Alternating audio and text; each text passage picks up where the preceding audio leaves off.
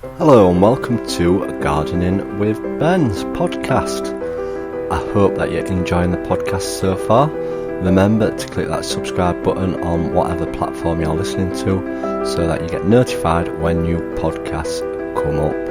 And remember to follow me on all my social media channels, Gardening with Ben on Facebook, Instagram and YouTube. And in the description is a link to my merchandise shop where we sell some fantastic gardening t-shirts and hoodies for you to wear down in the garden or when you're out and about.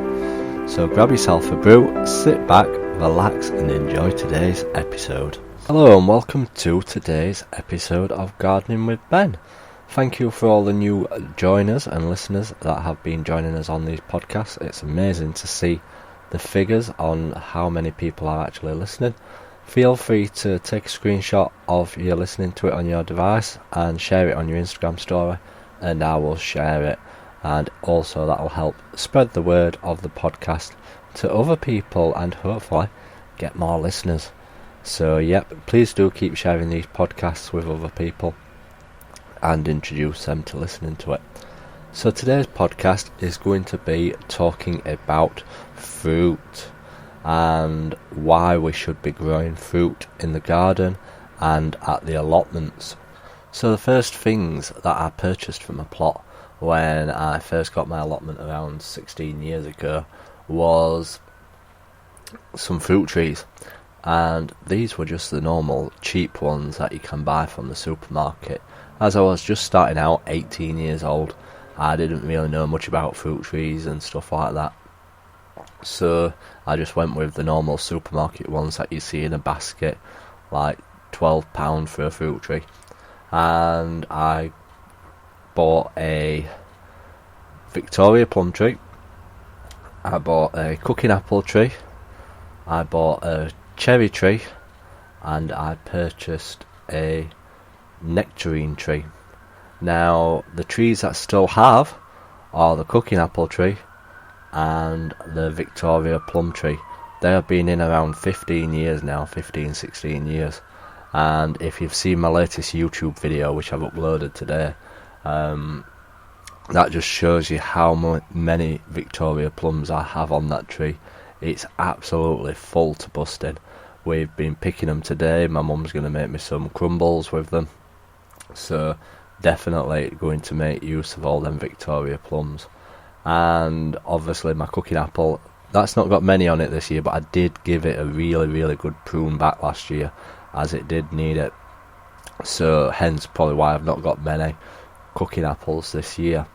So the reason why we should be planting fruit trees is because when you go to the supermarket, the price of fruit is incredible amount. It can cost you like nearly £1 for a cooking apple. Last year there was a shortage of cooking apples during the pandemic, and I had absolutely hundreds of them. And even for a punnet of plums can set you back £1 for like 6 plums. So growing fruit trees will save you a hell of a lot of money. And obviously, like I always say, if you're going for a plum tree, go for the Victoria plum tree, as mine has done absolutely fantastic. Every 3 years or so it probably won't fruit, but this year is phenomenal. I can't believe I must have at least 200 plums on it, and that's not exaggerating whatsoever. And obviously you've got your fruit trees, you've got, like I say, you've got your eating apples. I've got 2 of those now. They were purchased about 4 years ago.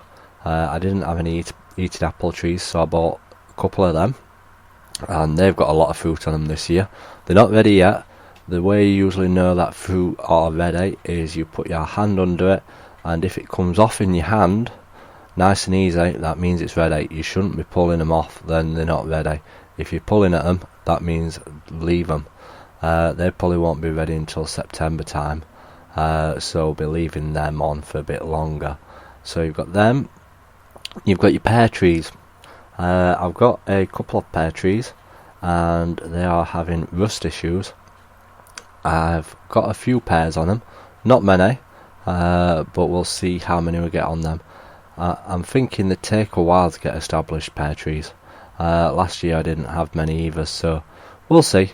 If they don't come to much, I'll plant another couple further down my plot as my fruit area is full, where I've got all my fruit growing. So you've got your pear trees, and my cherry tree didn't do much, so I took that out. I thought it was pointless having it if it weren't doing anything, so I took my cherry tree out, and also my nectarines never really formed anything, so I got rid of that as well. I don't think there's any other fruit trees that I'd be looking into getting, to be honest. I'm happy with my eating apples, my cooking apples, and my plum tree. If there's any other fruit trees that you suggest growing, let me know in the comments, or send me a message. It's always good to hear from my followers. And obviously then you go on to your fruit bushes. You've got your gooseberries, you've got your black currants and white currants and red currants, you've got your blueberries, and that's it, I think, for bushes. So you've got them. Obviously, you've got your cranberries as well, which I've never tried growing yet. When I first got the plot, I had some green gooseberries and I had some red gooseberries. Now, green gooseberries are the sour variety, and the red gooseberries are the sweet variety. Now, if you're going to grow gooseberries, I'd go for the sweet variety, which are the red ones. They are absolutely delicious. So they are a good, worthwhile thing to purchase.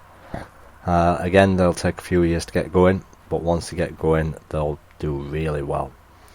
Your blueberry, you need to grow that in ericaceous soil. So what I've done, I've planted them into plant pots and sunk them into the ground so that they look level with the ground. So we've got 2 blueberry bushes, and also I've got a goji berry bush, which I planted a bit back, and they're meant to taste like licorice, but I'm not too sure. It's growing, so we had some on it last year. My followers said, wow, we've never managed to grow any on ours, so I must be doing something right, even though I'm not doing anything. But yeah, I've got my goji berries.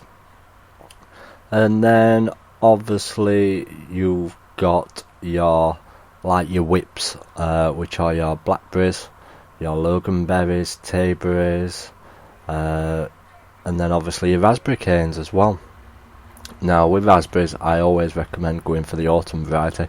The raspberries seem a lot bigger, and when you're pruning them back, you prune them back to the ground every year, autumn raspberries, whereas summer raspberries, you only prune back to the ground the ones that have had fruit on it. The new growth this year, you leave for the fruiting next year, if you can quite understand it.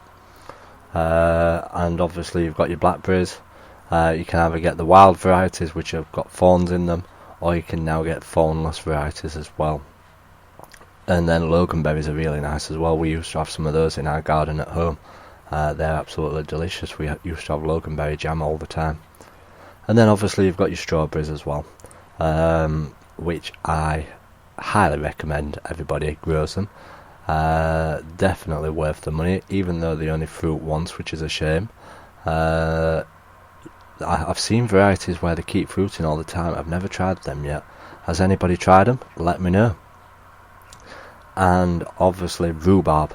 I've got 16 plants of rhubarb. I get absolutely loads and loads of rhubarb, and I've had that in since the beginning of my plot as well. That was the first thing I purchased. I got about 4 plants, and then I've divided it up over the years, and I've got now 16 plants, and it's doing really well. I've not replaced any of the roots yet.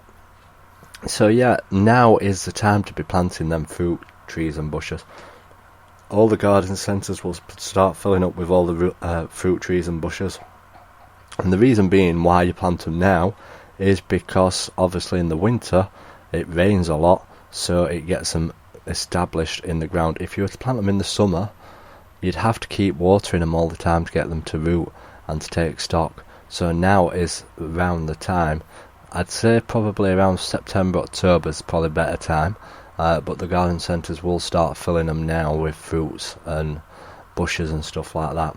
So have a look around.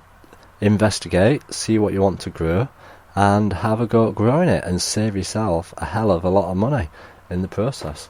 So fruit is definitely worthwhile planting in your garden and allotments. So I hope you've enjoyed this episode today. If you're new, click that subscribe button, and also please do leave a review if you're listening on Apple Podcasts, as I do read them, and we've not got many reviews on there, so it'd be good if you could just add some in for me as well. So thanks for listening as always, and as always, again, remember, keep gardening. Thank you for listening to today's episode. We hope you've enjoyed Gardening with Ben. Remember to do click that subscribe button to stay up to date with all the podcasts what are launched, and check out the link in my bio to my fantastic shop selling some fantastic t-shirts and hoodies for you to wear down at the allotment. And you can also get a Gardening with Ben mug. So feel free to check it out, and remember, keep gardening.